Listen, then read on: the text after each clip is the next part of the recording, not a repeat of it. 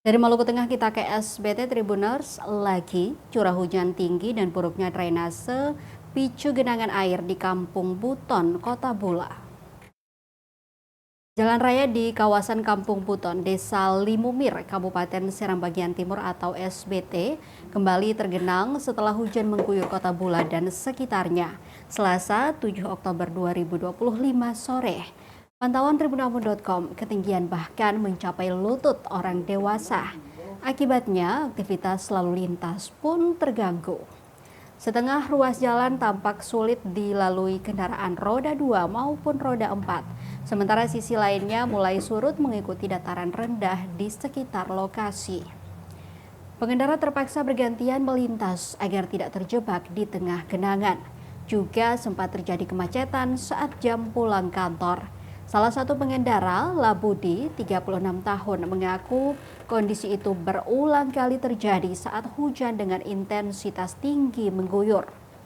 Menurutnya, meski beberapa titik saluran air telah diperlebar oleh Dinas Pekerjaan Umum dan Penataan Ruang atau PUPR Kabupaten SBT, namun sistem drainase belum mampu menampung debit air yang tinggi.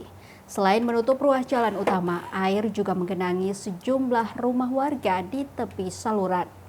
Ia berharap pemerintah daerah melalui dinas teknis dapat segera meninjau ulang sistem drainase di kawasan Kampung Buton dan menyiapkan solusi yang lebih efektif agar genangan tidak terus berulang setiap musim hujan.